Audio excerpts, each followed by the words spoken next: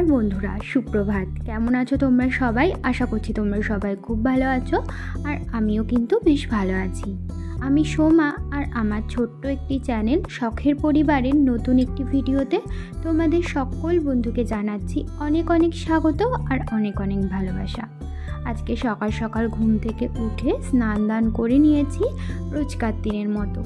स्नान करार आगे किछु जामा कापड़ धुए दिएछिलाम, सेगुलोई निये चले एसेछि बारान्दाय मेलবার জন্য। আর আজকে যখন ঘুম থেকে উঠেছিলাম তখন না মনে মনে ভেবেই রেখেছিলাম একটা কাজ আজকে করব। এটা হচ্ছে ঠাকুর ঘরটা ভাবছি আজকে ডিপ ক্লিন করব। তো ঠাকুর ঘরটা ডিপ ক্লিন করবার আগে আমি কিন্তু ঠাকুর পুজো দিয়ে নিয়েছি। তখন দেখছিলে না বারান্দায় জামা কাপড় মেলছিলাম, তারপরই আমি ঠাকুরের সমস্ত জোগাড় করে ঠাকুর পুজো সেরে তারপরে লেগেছি ঠাকুর ঘর পরিষ্কার করতে। ঠাকুর ঘরেই একটা খাট রয়েছে, সেই খাটের তলায় না ঠাকুরের যাবতীয় জিনিসপত্র রাখা হয়। মানে আমাদের ঠাকুর ঘর তো এখনো আলাদাভাবে করা হয়নি, সেই কারণেই আর কি। এই দেখো এই খাটের তলাটার এই দিকটায় ছিল সমস্ত ঠাকুরের জিনিসপত্র। ওই জিনিসপত্র না সবার আগে আমি বার করে খাটের তলাটা ভালো করে ঝাড় দিয়ে নিলাম। তো তারপরে চলে এসেছি যা যা জিনিস ছিল সেগুলো পরিষ্কার করতে। এই বড় গামলাটা দেখতে পাচ্ছ, এই গামলাটার মধ্যে ছিল কিছু ঝড়ো জিনিসপত্র, আসন, তারপরে কড়াই, একটা ছোট্ট মাটির হাঁড়ি, একটা ঝাঁঝরি হাতা, মানে ঠাকুরের টুকটাক জিনিসপত্র। আমাদের বাড়িতে যখন লক্ষ্মী পুজো করা হয় না তখন এগুলো লাগে। ঠাকুরের আরও বাসন রয়েছে, সেগুলো বস্তায় ভরে মানে তুলে রাখা আছে, যখন লক্ষ্মী পুজো হয় তখন নামানো হয় ওই বাসনগুলো। আর এই ছোট্ট যেই কড়াইটা দেখতে পাচ্ছ, এটা না আমার শাশুড়ি মা কিছুদিন আগে কিনেছে। তো এটা ঠাকুর ঘরেই রেখেছে, কারণ লক্ষ্মী পুজোর সময় লুচি টুচি বানানো হয় না, তখন এই ছোট্ট কড়াইয়ে লুচি ভাজতে বেশ সুবিধাই হয়। আরও কয়েকটা বাসন কোসন ছিল, সেগুলো ভালো করে মুছে মুছে আমি গামলায় রেখে দিলাম। তো ওগুলো তো মাজা বাসনই, তো সেই কারণে যেহেতু আলগা থাকে না, তো ওপর থেকে ধুলো পড়ে যায়, তো সেই জন্যই একটু মুছে রেখে দিলাম। বেশ ভালোই ধুলো পড়েছিল। তারপরে আরও কয়েকটা ছোট ছোট বালতি ছিল, একটা বালতির মধ্যে নারকেলের ছোবড়া ছিল ধুনো ধরাবার জন্য, সেই বালতিটাও ভালো করে মুছে ওই যেটা যেখানে ছিল সেটা সেখানে রেখে দিয়েছি। আর খাটের তলায় একটা কোনায় দেখতে পাচ্ছ অনেকগুলো বোতল, ওগুলো হচ্ছে গিয়ে মানে গঙ্গা জলের বোতল। তো দেখতেই পাচ্ছ সমস্ত বোতলগুলো না খালি, আসলে জল না একদমই বাড়ন্ত হয়ে গেছে। অনেক দিন আগে দক্ষিণেশ্বর গেছিলাম, তখন এই সমস্ত বোতলগুলো একদম গঙ্গার জলে ভর্তি করে নিয়ে এসেছিলাম। আবার ভাবছি একদিন দক্ষিণেশ্বরে গিয়ে বোতলগুলো ভরে আনতে হবে। আর আমাদের বাড়ি থেকেই কিন্তু দক্ষিণেশ্বর একদমই কাছে, যদি তুমি ঠিকঠাক গাড়ি পাও তাহলে তুমি ওই আধ ঘন্টার মধ্যেই দক্ষিণেশ্বর চলে যেতে পারবে। তো যাই হোক, ওপরে মোটামুটি সমস্ত কিছু গুছিয়ে রেখে দেখো এই যেই তাকটা দেখতে পাচ্ছ আমি এখন পরিষ্কার করছি। এই তাকটার মধ্যে ঠাকুরের সমস্ত দরকারি জিনিসপত্র রাখা হয়, যেমন ঘি, মধু, ধূপকাঠি, মোমবাতি, মানে ঠাকুর ঘরে যা যা লাগে আর কি সমস্ত কিছু এই তাকটাতে রাখা হয়। এই তাকটাতে না বেশ ভালোই ধুলো পড়েছিল, তো মুছলে একদমই হতো না। তো সেই কারণে তাকের মধ্যে যা যা ছিল তাকটা শুদ্ধ ধরে নিয়ে চলে এসেছি নিচে, যেখানটায় ঠাকুরের বাসন কোসন মাজি আর কি, সেখানটাতে নিয়ে এসে তাকটা ভালো করে আগে মেজে ধুয়ে সাইডে রেখে দিয়েছি। তারপরে তাকটার ওপরে সমস্ত কৌটা কাউটি ছিল আর কি, সমস্ত কৌটাগুলো আমি ভালো করে মেজে মেজে রাখছিলাম। আর এই কৌটাগুলো না সমস্তগুলো কেমন যেন তেল কাজটা মতো হয়ে গেছিলো, একদমই নোংরা হয়ে গেছিলো বলতে পারো। অনেক দিনই হয়ে গেছিলো এই কৌটাগুলো ভালো করে পরিষ্কারই করা হচ্ছিল না। মানে কি বলো তো, এগুলো করতে না একটু এক্সট্রা টাইম লাগে, আর সত্যি কথা বলতে না সেই এক্সট্রা টাইমটাই আমি বার করে উঠতে পারছিলাম না। তো সেই কারণে অনেক দিন যাবত এগুলো পরিষ্কারই করতে পারছিলাম না ভালো করে। কিন্তু আজকে আমি সকালবেলা ঘুম থেকে উঠে ভেবেই রেখেছিলাম যে আমি এগুলো পরিষ্কার করেই ছাড়বো, যতই সময় লাগুক না কেন। আর দেখো আজকে কিন্তু আমি পরিষ্কার করেও ফেললাম। আর পরিষ্কার করার পর না এত শান্তি লাগছিল মনের মধ্যে। তো যাই হোক, এই তাকটার মধ্যে না কয়েকটা মানে কৌটা ছিল যেগুলো খালি কৌটা, যেমন ধরো ঘিয়ের না অনেকগুলো খালি কৌটা ছিল যেগুলো আমি বাদ দিয়ে দিয়েছি। শুধুমাত্র যেগুলো দরকারি জিনিস সেগুলো রেখে আমি সমস্ত কিছু কিন্তু বাদ দিয়ে দিয়েছি। তো তাকটা তো ভালো করে পরিষ্কার করে নিয়েছি। তাকটা নিয়ে আবারও চলে এসেছি ওপরে, আর একেবারে ঠাকুর ঠাকুর ঘরে রাখলাম না, বারান্দায় বেশ খানিকক্ষণ রেখে দেব, জলটা ঝরে গেলে তারপরে ঠাকুর ঘরে নিয়ে রাখবো। আর এখানে কয়েকটা খালি কৌটাও ছিল যেগুলো ধুয়ে দিয়েছিলাম, সেগুলোই আর কি এখানে উপর দিয়ে দিয়ে রাখছি। আর এই দেখো তাকটা পরিষ্কার করার পর কেমন লাগছে তোমাদেরকে সন্ধেবেলা দেখাবো। আর এখন না একদমই আমার হাতে সময় ছিল না, তার কারণ ছেলেকে স্নান করানো খাওয়ানো ওগুলো কিছুই হয়েছিল না, তো সেই জন্যই আর কি একটা মাথার মধ্যে চিন্তাও ঘুরছিল যে ছেলেকে স্নান করাতে হবে খাওয়াতে হবে। তো ঠাকুর ঘরের সমস্ত কাজকর্ম করে আমি চলে গেছিলাম ছেলেকে স্নান করাতে। ছেলেকে স্নানও করিয়েছি, খাইয়েছি। তার উপরে রান্নাঘরেও কয়েকটা কাজকর্ম ছিল, যেমন ধরো রান্নাঘরের বাসন কোসন মাজা, রান্নাঘর পরিষ্কার করা, সেগুলো করে এখন এসেছি নিচে এসে ছেলেকে একটু ক্রিম মাখিয়ে দিলাম, টিপ পরিয়ে দিলাম। এখন চুলটা ভালো করে আঁচড়ে দিচ্ছি। আর ওর চুলটা না প্রচণ্ড পরিমাণে বড় হয়েছে, আর এই চুলের জল বসে বসে আর ওর বেশি ঠান্ডা লেগে যাচ্ছে। তো কালকে ভাবছি ওর চুলটা কাটাতেই হবে, কালকে রবিবার আছে, কালকে ওর পাপাকে বলবো চুলটা কাটিয়ে আনতে। আর সামনে তো পুজো চলেই আসলো, আর মহালয়ার আগেই ভাবছি ওর চুলটা কাটিয়ে নেব। আজকে ওকে শোয়াতে 2টো বেজে গেল, অন্যান্য দিন 1টার মধ্যেই ওকে শুইয়ে দিই।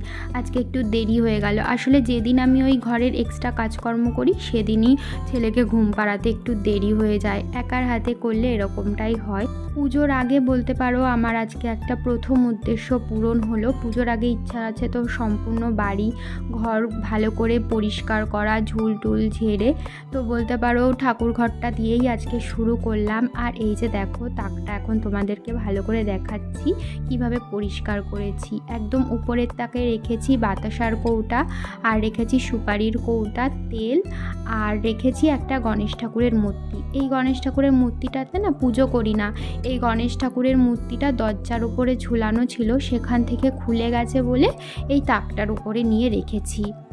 তার নিচের তাকে ছিল ঘি, মধু, অগরু, ঠাকুরের প্রয়োজনীয় জিনিস। তার নিচের তাকেও কিছু প্রয়োজনীয় জিনিস ছিল। আর এই দেখো এই খাটের তলাটা এইভাবেই পরিষ্কার করেছি। খাটের তলার এই পাশটায় সম্পূর্ণ ঠাকুরের জিনিসপত্র, তোমাদেরকে তো আগেই বলেছি। ঠাকুর ঘরের বলতে পারো আজকে 50% কাজ করে ফেলেছি, আর 50% কাজ বাকি আছে। আর 50% কাজ বলতে ওই ঠাকুরের আসন তুলে ঠাকুরের আসনের তলা ভালো করে পরিষ্কার করতে হবে, মানে ঠাকুরের আসনটা পুরো ভালো করে ডিপ ক্লিনিং করতে হবে। ওটা তো যে কোনো দিন সম্ভব হবে না, ওটা করতে গেলে বুধবার মানে বৃহস্পতিবারের আগের দিন, যেদিন লক্ষ্মীর ঘট তোলা হয় সেদিনকারেই করতে হবে আর কি। তার কারণ এখন তো আসনে লক্ষ্মীর ঘট পাতা আছে, এখন তো লক্ষ্মীর ঘট নামানো যাবে না আসন থেকে, তো সেই জন্য। তো তারপরে সন্ধ্যাবেলায় সন্ধ্যা পুজো দিয়ে চলে এসেছিলাম রান্নাঘরে। আজকে সন্ধ্যাবেলায় না একটু খিদে লাগছিল, তার সাথে মাথাটাও একটু যন্ত্রণা করছিল, তাই একটু বানিয়ে নিয়েছি নিজের জন্য 1 কাপ চা, আর মেখে নিয়েছি সাথে মুড়ি চানাচুর। এখন তো বাড়িতে কেউই নেই, আমি একা আছি আর রয়েছে আমার ছেলে, তো সেই কারণে নিজের জন্যই 1 কাপ চা বানিয়েছি। আর এখন মা আর ছেলে মিলে বসেছি মুড়ি চানাচুর খেতে। আমি মুড়ি চানাচুর খাচ্ছি, ওকেও দেখো বাটিতে দিয়েছি। ও কী করেছে, বাটির থেকে সমস্ত চানাচুরগুলো দেখতেই পাচ্ছ খুঁটে খেয়ে নিয়েছে, কয়েকটা মুড়ি পড়ে রয়েছে। এখন আমার বাটির থেকে বলছে যে আমাকে চানাচুর দাও, তুমি শুধু মুড়ি খাও। আর মুড়ি কে খাবে? মুড়িও তুমি খাবা? তাহলে আমি কি খাবো? আমি কি খাবো? আমি মা কি খাবে? আর এটা দেখো এখন যে ক্যামেরা অন করেছি এখন অন্য কথা বলছে, তাহলে ভাবো। এখন তো দেখছিলে যে চা মুড়ি খাচ্ছিলাম, তারপরে ছেলেকে নিয়ে বসেছিলাম পড়াতে। আর এখন ঘড়িতে 8টা মতো বেজে গেছে, চলে এসেছি রান্নাঘরে এসে একটুখানি আটা মেখে নিয়েছি। আটা মেখে এখন রুটি বানাচ্ছি, বেশি না, ওই 4টে মতো রুটি বানাচ্ছি আমার ছেলের জন্য। ও তো 4টে রুটি খাবে না, ওই 2টো রুটি জলে ভিজিয়ে দেব, দুধ দিয়ে ওকে 2টো রুটি খাওয়াবো রাত্রেবেলা।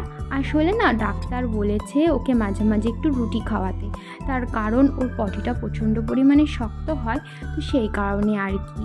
দেখি খাওয়ানোই ঠিক হয় কি না। আসলে ছোটোবেলার থেকেই না ওর এই পটির সমস্যা, জানি না কী জন্য হয়। ডাক্তারের ওষুধ খাওয়ালেও কিছুতেই কিছু হয় না। ওর ছোটোবেলার থেকেই না ওর পটি প্রচণ্ড পরিমাণে শক্ত হয়। কেন এটা হয়? ও বলতে গেলে রেগুলারই পটি করে, কিন্তু পটিটা প্রচণ্ডই শক্ত হয়, কঠিন হয়। তো সেই কারণে ওর পটি করতে গেলে প্রচণ্ড কষ্টও হয়। তো যাই হোক, এই দেখো এই রুটিটা একদমই ছোট হয়ে গেছে। ছোট যেই রুটিটা হয়েছে সেটাই দেখলাম সব থেকে ভালো ফুললো। তো রুটিগুলো করার পর দুটো রুটি ভিজিয়ে এখন নুনটা না বাড়ন্ত হয়ে গেছিলো, তাই এই নুনের কৌটা দুটো আজকে ধুয়ে দিয়েছিলাম। আর এখন সন্ধ্যাবেলায় নুনের কৌটা দুটোতে নুন ঢেলে নিলাম। এই ছোট কৌটাটা সবসময় ইউজ করা হয়, আর বড় কৌটাটায় নুন ঢালা থাকে। যখন ছোট কৌটাটাই শেষ হয়ে যায় তখন বড় কৌটার থেকে নুন ছোট কৌটায় ঢেলে নেওয়া হয়। তো যাই হোক, ওদিকে ভাত চাপিয়ে দিয়েছি রাত্রের, আর এখন আমি কেটে নিচ্ছি সবজি। রাত্রে রান্না হবে সজনে ডাঁটা আর আলু দিয়ে একটা তরকারি। আজকে তো শনিবার, আর শনিবার দিন আমরা নিরামিষ খাই। এতে এখন প্রায় 9টা বেজে গেছে, তো সেই কারণে একটু তাড়াহুড়োর মধ্যেই রান্নাবান্নাটা করছিলাম। আর আমরা কিন্তু এখন কয়েকদিন ধরে সাদা তেলই খাচ্ছি। আর তেলে ফোড়ন দিয়ে দিয়েছিলাম জিরে আর একটা শুকনো লঙ্কা, আদা জিরে হলুদ সমস্ত কিছু বাটিতে দিয়ে একটা মশলা বানিয়ে রেখেছিলাম জল দিয়ে গুলে, সেটাই আর কি তেলের উপরে ঢেলে ভালো করে কষানোর পর আলু আর সজনে ডাঁটাটা দিয়ে দিয়েছিলাম। এখন আলু আর সজনে ডাঁটার সাথে মশলাটা ভালো করে কষিয়ে নিচ্ছি, আর পরিমাণ মতো নুন হলুদও কিন্তু দিয়ে দিয়েছিলাম। আর লঙ্কা তো দিতেই হবে, আর সজনে ডাঁটার তরকারি তো তাই লঙ্কার পরিমাণটা একটু কম করেই দিয়েছিলাম। এটা করে কষানো হয়ে গেছে, এবার জল দিয়ে ঢাকা দিয়ে দেব। তো বন্ধুরা, এখন ঘড়িতে বাজে রাত 11:15, আর এখন আমি স্নান দান করে আসলাম। তার কারণ রান্নাবান্না যেহেতু করেছি, তো সেই কারণে প্রচণ্ড পরিমাণে গরম লাগছিল, আর গা হাত পা পুরো চুলকাচ্ছিল। আর এই কয়দিন যা গরম পড়ছে না, যে কি বলবো, বৃষ্টি হলে তো একটানা বৃষ্টি হবে, আর রোদ উঠলে তো গরম পড়বে। আর প্রচণ্ড পরিমাণে গরম পড়ছে এই কয়েকদিন ধরে। তো আজকে প্রচণ্ড গরম লাগছিল, তো সেই কারণে স্নান না করে আমি শুতেই পারতাম না। তো সেই জন্য স্নান করে আসলাম, আর উপর থেকে তো খাওয়া দাওয়া করেই এসেছি নিচে। আর আমরা তো 10টার মধ্যেই খেয়ে নিই। তো খাওয়া দাওয়া করে নিচে এসে বিছানা করে স্নান করতে গেছিলাম। তো এই তো স্নান করে এসে চুল টুল বাঁধলাম, মুখে একটু ভেসলিন লাগিয়েছি, তারপর এই যে তোমাদের সামনে আসলাম। ভাবলাম ব্লগটা এখানেই শেষ করে দিই। বন্ধুরা, আজকের মতো ভিডিওটা এই পর্যন্তই রাখছি। তোমাদের সাথে আবারও দেখা হবে কালকে নতুন একটি ভিডিওর সাথে। ততক্ষণের জন্য তোমরা ভালো থেকো, সুস্থ থেকো, সাবধানে থেকো, আর আমার এই ছোট্ট চ্যানেলটির পাশে থেকে আমাকে অনেকটা সাপোর্ট করো। তাহলে আজকের মতো এখানেই টাটা, শুভরাত্রি। নাও দেখিয়েছি, গুড নাইট বলে দাও। আবার কালকে দেখা হবে।